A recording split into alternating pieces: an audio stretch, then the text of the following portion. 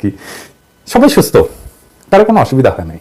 কিন্তু এই যে ছেলেগুলা চোখ হারায় আপনার সাথে এসে দেখা করতে চায়, দেখা করতে পারে না, কেন দেখা করেন না ওদের সাথে? ওর পায়ের বিনিময়ে আপনি ওই চেয়ার অন করছেন, এই ছেলেগুলোর চোখের বিনিময়ে ওই চেয়ারে বসছেন আপনি। আপনারা কেউ গুলি খান নাই, গুলির দুঃখ বুঝবেন না। ঢাকা মেডিকেল নেওয়ার পরে আমাকে অপারেশন করলো, পরের দিনেই অপারেশন করে 3টা গুলি বের করলো। ওইখান থেকে আমার সিট গেল জাতীয় চক্ষু হসপিটালে, ওইখানে আমার এই যে অপারেশন করলো 4-5 দিন পরে, আবার অপারেশন করলো, 2বার অপারেশন করলো আমার চোখটাকে। 2বার অপারেশন করার পরে কেন 8টা গুলি চোখের ভিতরে থাকে যায়? আমি পঙ্গু মানুষ, মানে আমি চলতে পারি, আমার হুইল চেয়ার দিয়ে চলতে হয়, আমার হাতে দেখেন পা দেখেন, আমার এখানে ধরে রাখছে। আমার প্রশ্ন, আমার এখানে আসতে হয়েছে কেন? আমি এই মানুষগুলো নিয়ে এখানে কেন আসতে হয়েছে? আমার এখন সর্বশেষ আমার সাথে অনেক উপদেষ্টার সাথে কথা হয়েছে, তাদের কথা শুনে মনে হচ্ছে আমরা এখানে এরা গুলি খেয়ে অপরাধ করছে, এরা আহত হয়ে এরা রাস্তায় নেমে অপরাধ করছিল। ওদের অবদান নাই, ওরা লড়াই করে নাই, ওরা হারায় নাই কিছু, কেন দেখা করেন না তাদের সাথে?